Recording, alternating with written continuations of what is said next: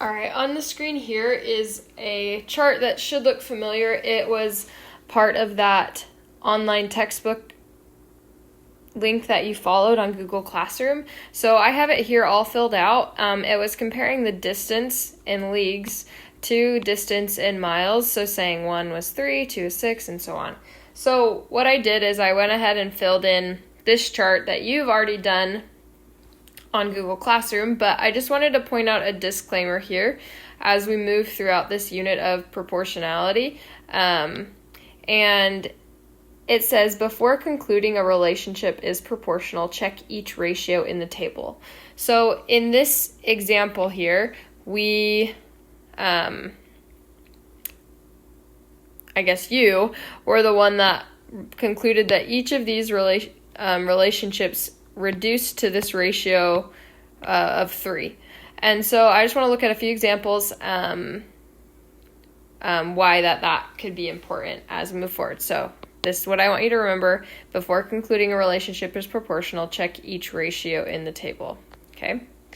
So I have here an example of a proportional and a non-proportional set of information comparing time and distance. And in this first example here, we have that ratios are equivalent, and then we have that ratios are not equivalent. So that is going to be the gist of what we're trying to figure out. And you see here on the left, they are showing that 2 over 6 is equivalent to 6 over 18, which we could also look at as 2 over 6 can simplify again to 1/3, and we can also see that 6 over 18 reduces to 1/3. And I think that is a good way to kind of test the ratios out, is to simplify them to their most simple fraction.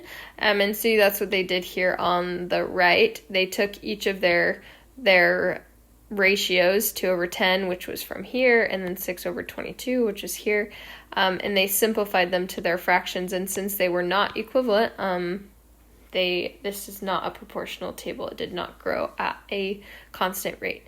So we're going to look at a few examples, and hopefully it will help.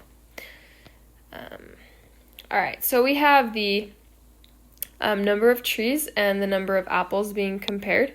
So what I'm going to do is take my own advice and check each. So we're going to check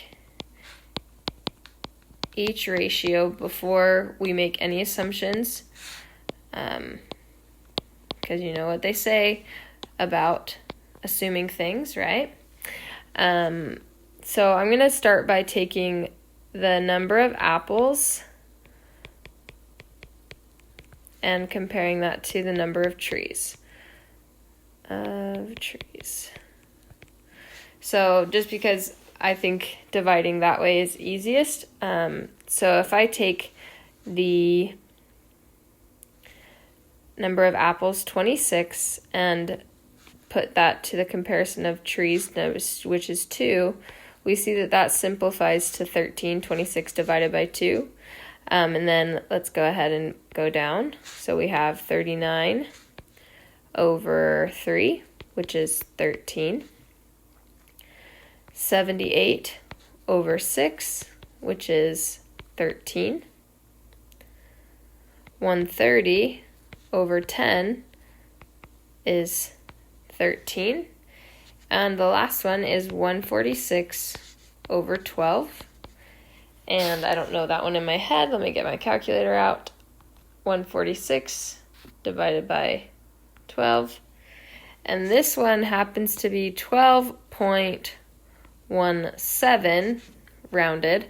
And so this is my first evidence as to why it is important to check each ratio, because they're going to kind of prey off the lazy. They're going to say, oh, that one's good, that one's good, that one's good, this one's good. Oh, the last one has to be good.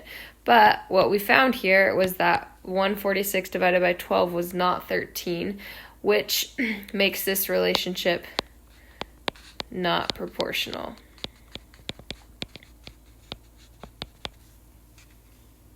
All right. Okay, again, we're going to check each of our ratios to make sure that our number here is, if it's proportional or not. So what I'm going to do is compare the cost to the tickets.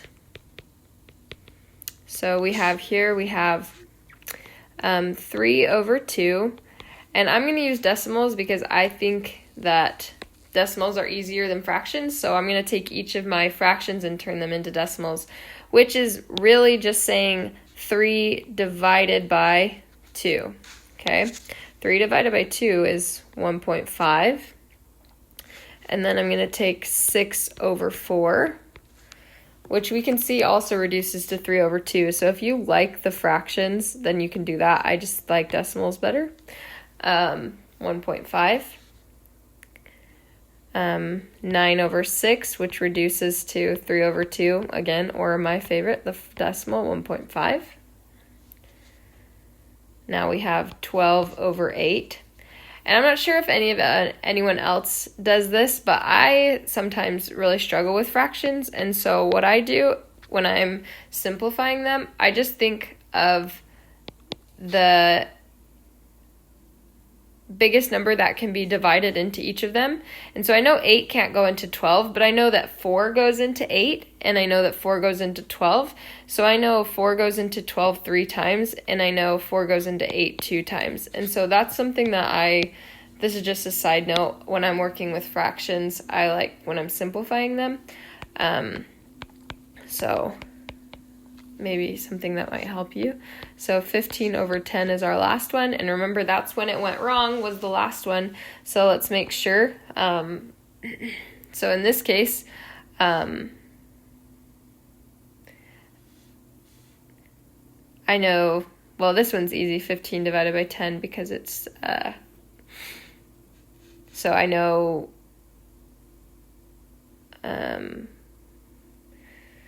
15 divided by 5 is 3, and 10 divided by 5 is 2, and that gives us that 1.5. So in this case, we are good all the way down on each of these. So we can call this a proportional relationship. And this example here says concrete blocks are our x values. So this is the first time that we're seeing an x value and we're seeing a y value in relation to our chart. And this is going to help lead into our full unit. So across the top is going to be our x values, and on the bottom row is going to be our y values. So first we're going to have to check. We're going to check each ratio, remember, to make sure. So I'm going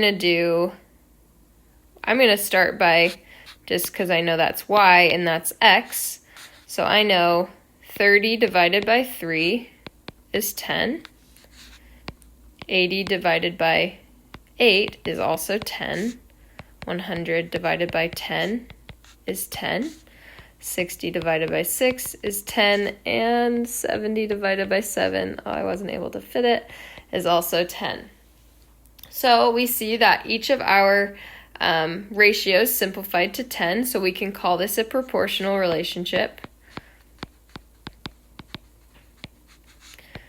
And now we're seeing these x and y values, I want to introduce something called the constant of proportionality.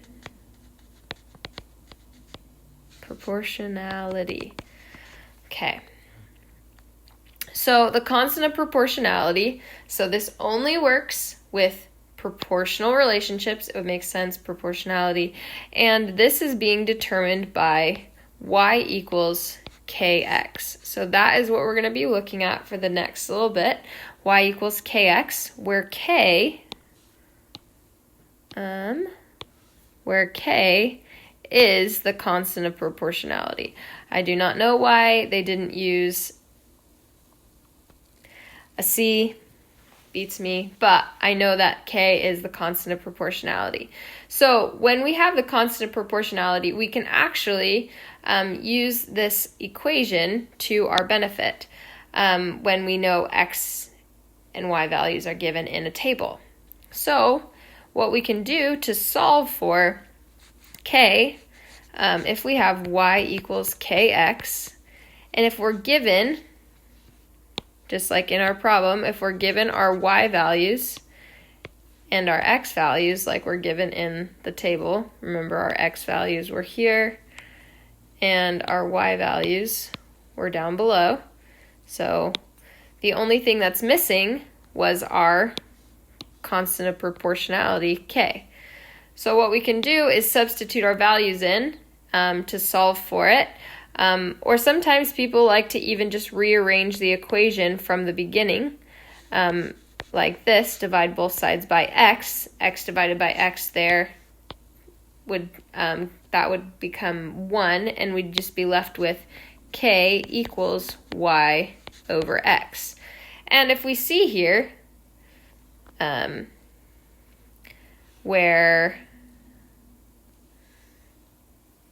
so this right here, it was y over x, and then we got our k. So it's actually, you guys already did this just without knowing it. So good job. Give yourself a round of applause.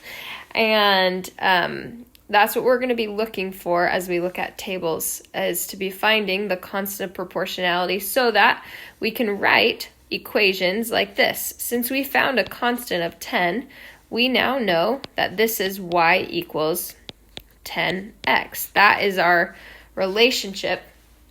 And so now, without seeing this table, we can find the number of concrete blocks of any value of x or any value of y when using this formula that we just found.